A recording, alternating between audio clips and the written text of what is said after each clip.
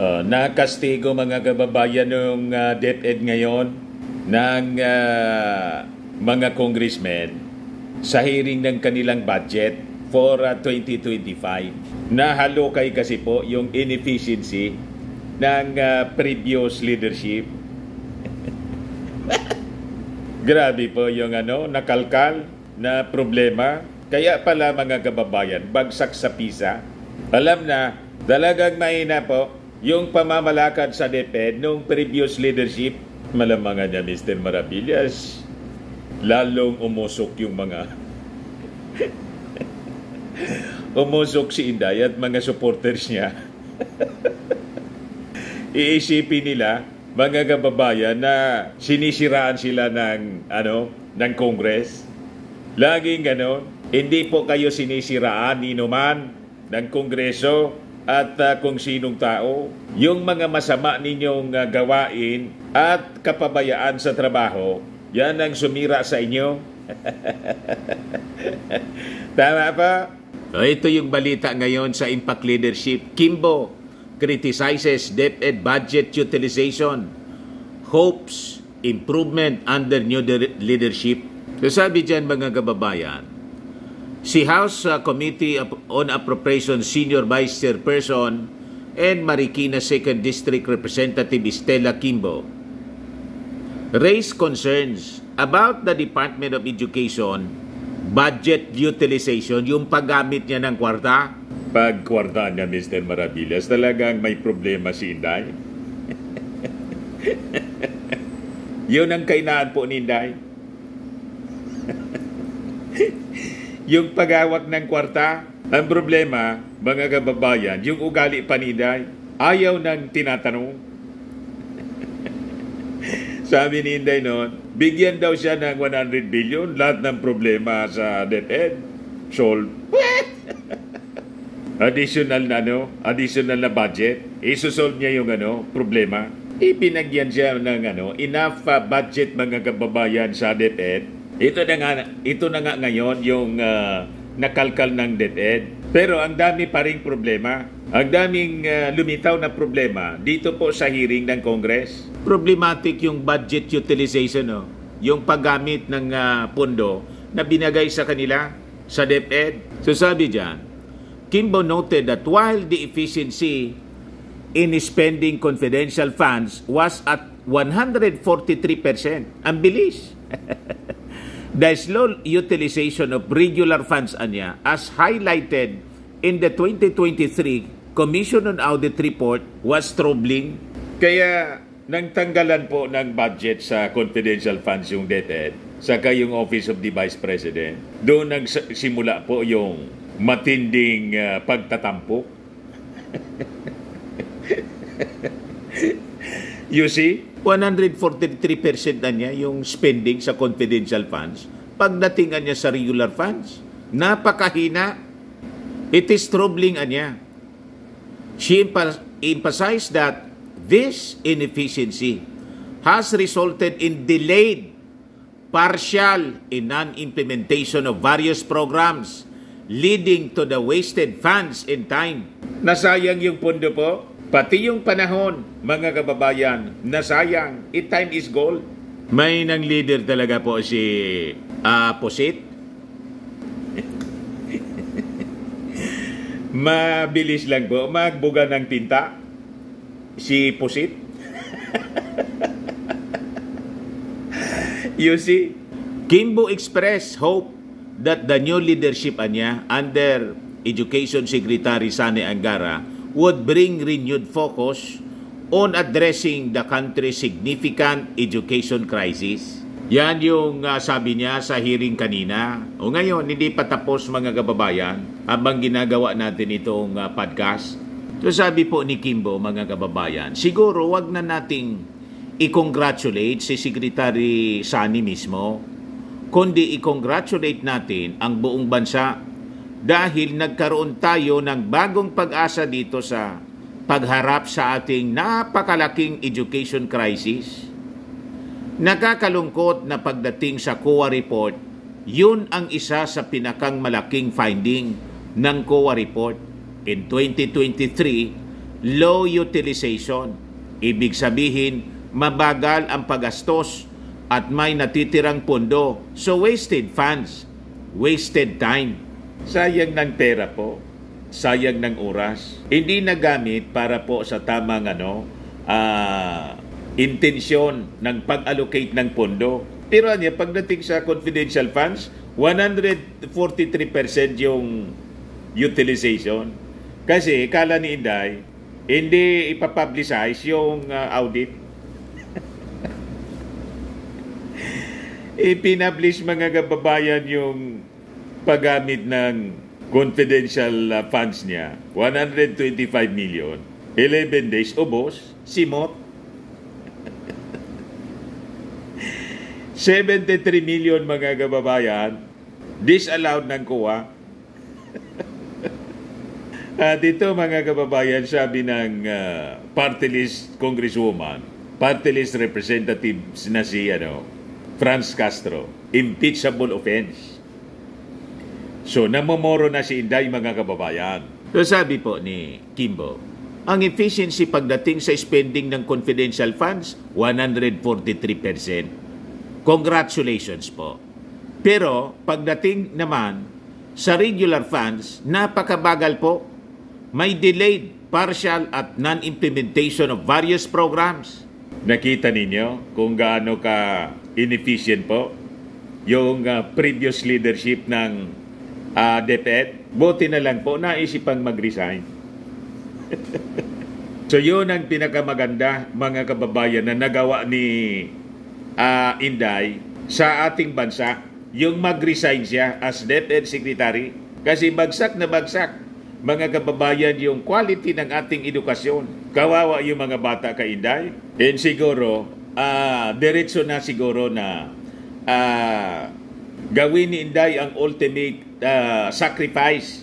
Diretso na siya na mag-resign as Vice President siguro po. Kasi because we Filipinos deserve more. Backfire niya, Mr. Maravillas. Backfire. O ngayon, pakinggan natin yung porsyon ng ginawang public hearing, budget hearing po ng DepEd. Si Congresswoman Gerbil Luruistro calls out DepEd over delays in the rollout ng mga computer materials, ICT materials, mga computer units sa mga eskwelahan. Sabi po dito ni Representative Luistro, sayangan niya na umingi kayo ng budget pagkatapos ganito lang yung nangyari. Kaya hindi niya nakapagtataka kung bakit bagsak tayo sa PISA. Yung DepEd Secretary, sige po pamulitika kung ano-ano yung pinagagawa. Imbis pumukus po sa kanyang trabaho as DepEd Secretary, mas may panahon pa kay Pacquiao. At so, sa kung ano-ano mga issue, pagdating sa trabaho niya, wale. You see, sayang po talaga pasweldo. Pakinggan natin ito. Yung galing po ito sa sa hearing ng Congress, budget hearing ng DepEd. Dali lang po.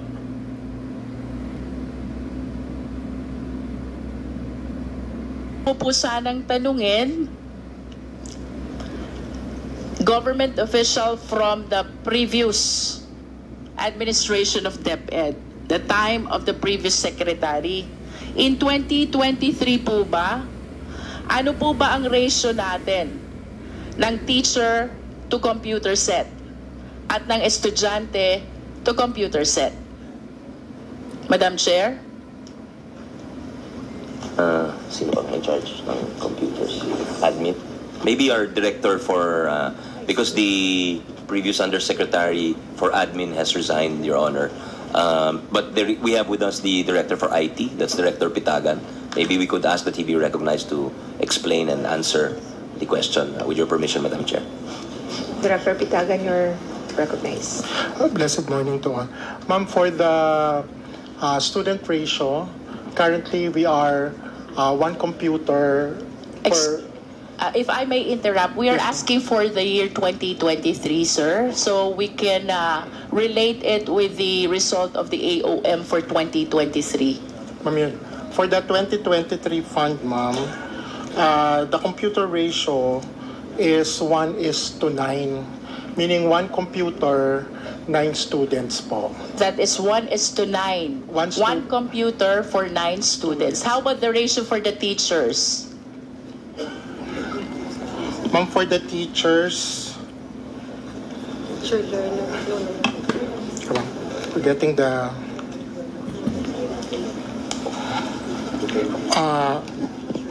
from the grand total, dito po yung region is one computer is for 30 teachers. One computer for 30 teachers. 30.57. That is almost saying impossible to facilitate an e-learning system having one computer for 30 teachers. And I believe, Madam Chair, that this validates the reason why the DepEd in 2023 requested and lobbied for an allocation amounting to 11,361 million. In other words, sinuportahan po tayo ng Senado at ng Kongreso in addressing this need, in addressing this gap. However, if I may request the Secretary to flash the next slide.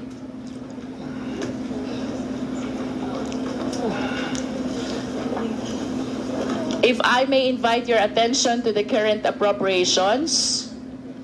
Ito po yung appropriation for 2023. The amount is 11,361 million.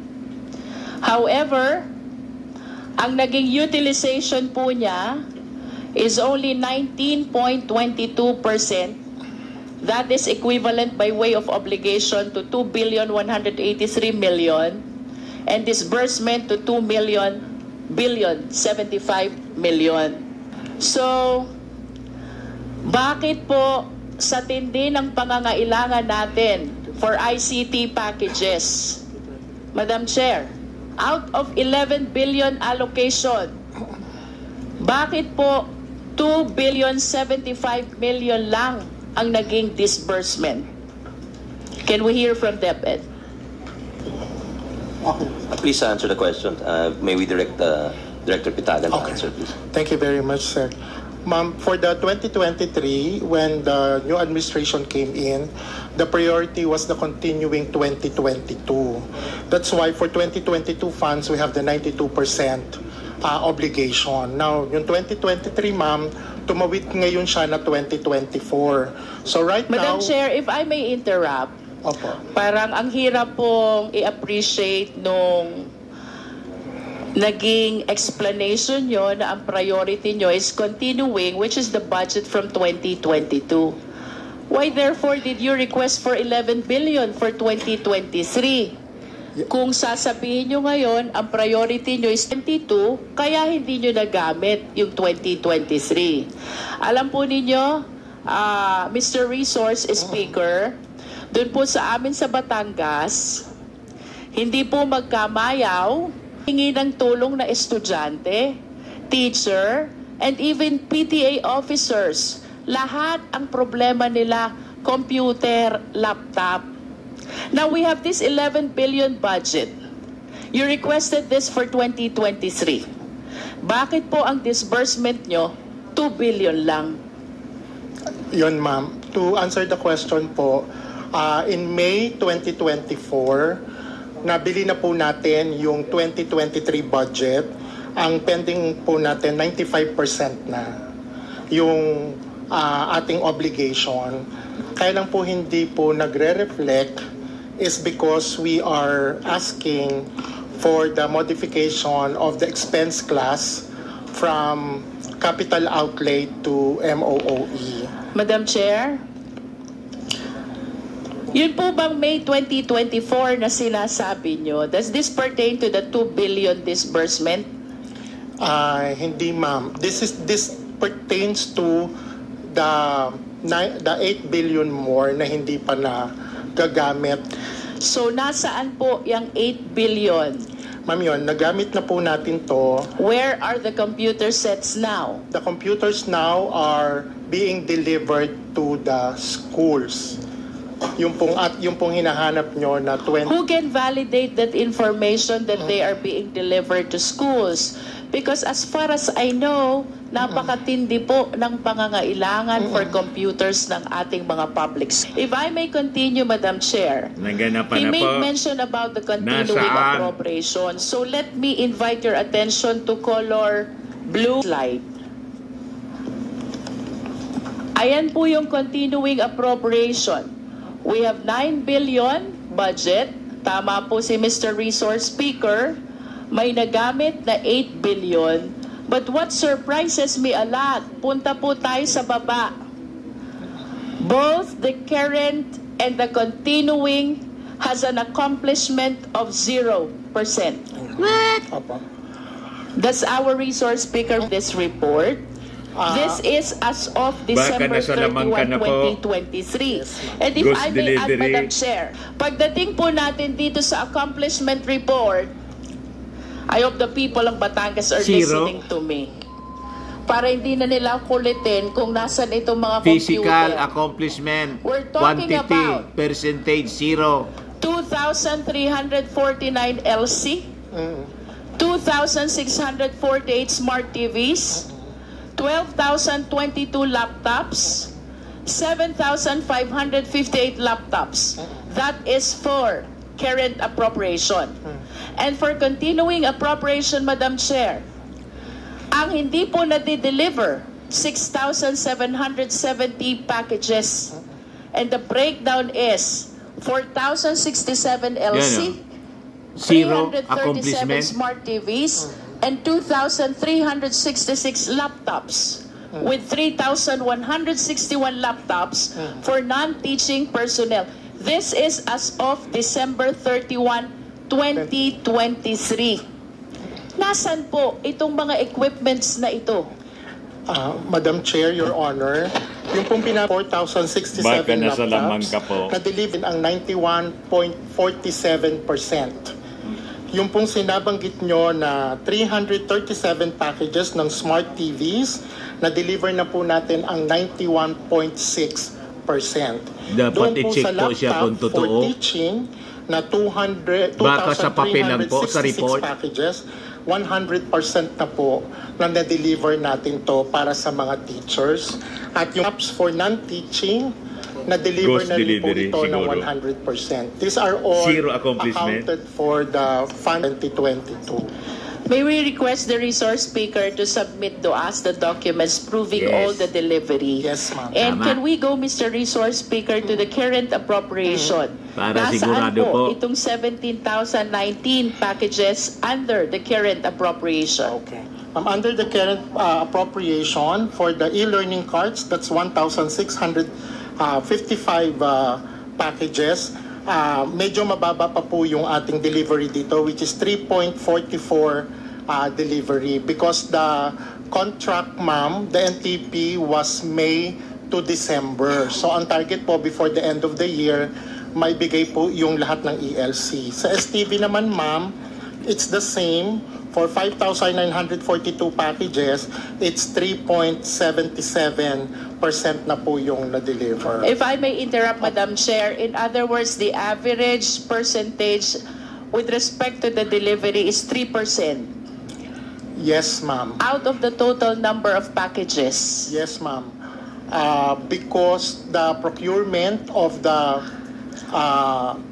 current 2024 happened in January. Madam Chair, I hope that the DepEd, Mr. Resource Speaker, realizes that the specification when we talk about ICT changed so fast. Baka obsolete na, may deliver, Hindi obsolete ko po alam kung paano na. nyo i-realize ito. Possible significant changes already with the Obsolete specs computers na pag na-deliver. of the ICT packages for the current appropriation is originally allocated. Thank you very much for that very good observation. Ma'am, all our packages from e-learning card to STV, laptop for teachers and laptop for non-teaching are duly vetted and cleared from the Department of Information, Communication and Technology. So nagsasubmit po kami sa kanila ng tech specs, including that of the 2023, and they gave us the corresponding clearance. What causes the delay? Ma'am, Or should I say, who causes the delay? Ma'am, hindi naman. Ma'am, kasi yun nga pong 2024, yung current fund, syempre po nagsimula po kami ng procurement ng January. No, this is 2023 budget. The 2023 budget. Ma'am, Current appropriation pertains to 2023 current appropriation. Yes, ma'am. Ma'am, yun nga po, if I may backtrack a bit, kasi po noong 2023, when we first came in, yung new breed of leaders, hindi pa po nagagalaw yung 2022. So naging priority po muna yon noong 2023. I will go back to my question, Madam Chair. If your priority is 2022, then you should not have requested for 22. Kanina po may nabanggit na house. Ano po ba yung nasa warehouse? Ma'am, yung nasa warehouses na nabanggit, these are not these lots. Ito pong DepEd computerization program na ito po yung recalibrated DCP. Yung pong nasa warehouse, those purchased during 2020-2021. 2020-21. Yes, ma'am. Ito pong 2022, ito yung 2023, ito po yung dinideliver pa lang ngayong 2024. Yes, ma'am. Madam Chair, I just wish to manifestation about the significant delay in the proper bidding, procurement, and delivery of all this ICT equipments. Ito po'y kailangan ng ating mga public schools. As a matter of fact, I wish to believe na ito po ang dahilan kung bakit ang Philippine education ay nasa bottom ng ranking ng PISA. Mayroon naman po tayong budget. Why don't we act promptly? So we address this problem in the Department of Education. Thank you very much, Your Honor, for that observation, validating the need of technology for schools. Ma'am, kaya po ngayon, doon po sa hinihingi namin na 2025, we have started already the early procurement activities. Para po ngayon this year, meron na pong NEP level, sinimulan na po namin yung EPA activities para nga pagdating ng 2025, mabili ka agad. Madam Chair, I wish to go back to my question. What caused the delay in the procurement for 2023? Because I do not consider as a valid excuse na priority nyo at 2022. Please give me a valid reason. Well, some of the reasons na nilagay din po namin, number one, we have to, since bago yung leadership, we have to recalibrate. Kasi ma'am, dati e-classroom Sean, so we have to really do an extensive onboarding of all the strands, all the people on the ground. Ano ba talaga yung kailangan? Magbibigay ba tayo ng computer laboratory? And a whole other... Ibig sabihin, Mr. Resource Speaker, while you are doing all this procurement, you have not made up your mind as to the specification of the ICT that you are procuring. That is a manifestation, Madam Chair. I acknowledge that my time ended already. Thank you. Thank you very much, ma'am. Problematic po yung DepEd na iniwan ni Inday. Laging problema po yung namana ni bagong DepEd Secretary Sani Angara. Pero pasalamat na rin tayo na nag-resign si Inday, mga kababayan. At sana, diretso na rin na mag-resign as Vice President po. Kasi mas mahal ni Inday si Pacquiao kaysa sa people of the Philippines. Nandun kay Pacquiao po. Nandun siya sa pagsuporta sa pugante. Imbes na sa biktima ng pugante po. Nandun siya sa bilyonaryo. Sa mga naghanap ng malinis and spacious fitness gym, pumunta lang po kayo sa aming Colossal Fitness Gym. We also offer Grab Car Rental with our brand new 2023 model ng Toyota Innova. We also accept booking for those who are planning to travel via PAL, Cebu Pacific, and other airline companies, local and international, and bills payment for Meralco Bills, PLDT, Aleco Bills, etc.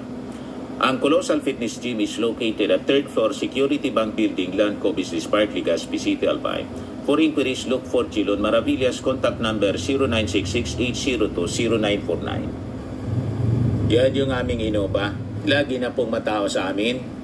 Pati mga foreigners po, tingnan ninyo. Mga British tourists sila. Ang lalaki ng katawan na, mga kababayan, nag-gym sa amin. Ito naman po, Indian National. Ito mga mga European sila. Ito naman yung bago naming product na binibenta online, iGlow Zero. Whitening po siya galing sa South Korea. Tingnan ninyo yung epekto sa aking anak na architect entrepreneur, Riz Maravillas. For inquiries, look for Riz Maravillas on FB. Ito naman po, Firmax Firming and Lifting Cream. Pinapahid po ito sa mga pulses and affected area. Mainam po ito sa mga pains at paninigas na mga kaso-kasuan. Ito po, Automax Radiant Serum. Sa mukha naman yung application. Anti-aging po siya. You will look 10 years younger than your age. Sa mga cancer patients naman po, baka lang gusto ninyo itong itry. Nengxia Red Mix Fruit Drink. Hindi man po siya gamot, food supplement siya. Kaya lang, gawa siya mga kababayan sa goji berry. Yung goji berry may anti-cancer properties. Yung mga inquiries ninyo, dumiretso na lang kayo sa aming messenger sa Facebook para masagot namin agad. Ayos po, ako po si Dante Maravillas. Bye-bye. God bless.